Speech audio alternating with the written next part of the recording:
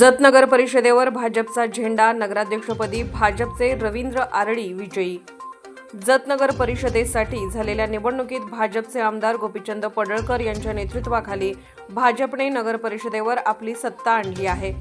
भाजपचे नगराध्यक्ष पदाचे उमेदवार रवींद्र आरडी हे विजयी झाले आहेत, तर जत नगर परिषदेवर भाजपचा झेंडा फडकला आहे।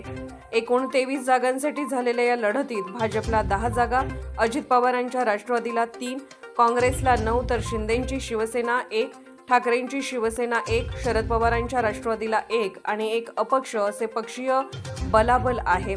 तर जतमधील प्रभाग 10 मध्ये भाजपचे उमेदवार पवन कुमार कुंभार आणि अपक्ष फिरोज नदाब यांना समसमान मते मिळाली, त्यामुळे हा निकाल राखून ठेवण्यात आला होता। तर चिठ्ठीद्वारे अपक्ष उमेदवार फिरोज नदाब यांना विजयी घोषित करण्यात आले। तर ही निवडणूक आमदार गोपीचंद पडळकर यांच्यासाठी प्रतिष्ठेची होती। नगरपालिकेवर भाजपचा झेंडा फडकवल्याने मात्र जत नगर परिषद हा भाजपचा बालेकिल्ला झाला आहे। जत नगरपंचायतच्या नगर परिषदेच्या निवडणुकीमध्ये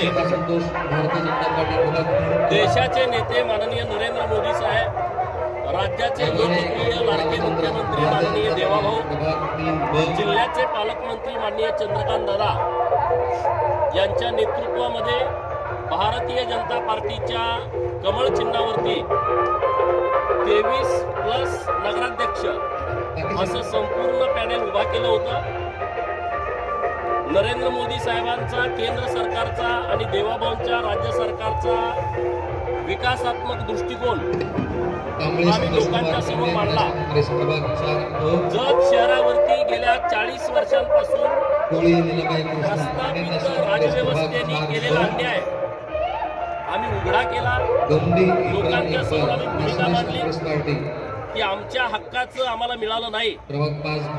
सातत्यानं निसर्गानं जतवरती अन्याय केला, परंतु ज्यांना आपण निवडून दिलं त्या लोकशाहीमधल्या जो प्रमुख घटक आहे लोकप्रतिनिधी, त्यांनी सुद्धा जाणीवपूर्वक जतकडे दुर्लक्ष केलं।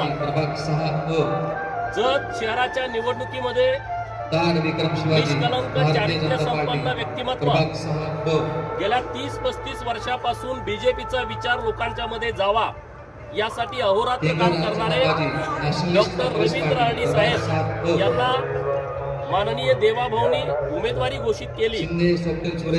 शहरामधल्या सर्व समाज घटकांना सोबत घेऊन, उपेक्षित वंचित लोकांना सोबत घेऊन आम्ही पॅनेल उभा केला।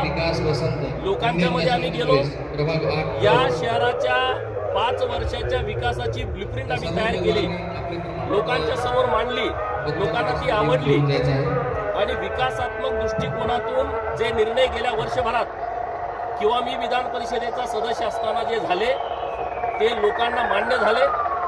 लोकांनी विकासाच्या बाजूने मतदान दिलं। मी जत शहरातल्या मायबाप जनतेचं मनापासून आभार व्यक्त करेन की तुम्ही भारतीय जनता पार्टीवरती विश्वास ठेवला आणि तुम्हाला मी हाच शब्द देईन की आम्ही जो शब्द निवडणुकीच्या प्रचाराच्या निमित्तानं ब्लूप्रिंटच्या द्वारे जो शहरातील मायबाप जनतेला दिलाय तो एक न एक शब्द पुढच्या 5 वर्षामध्ये आम्ही पूर्ण करणार।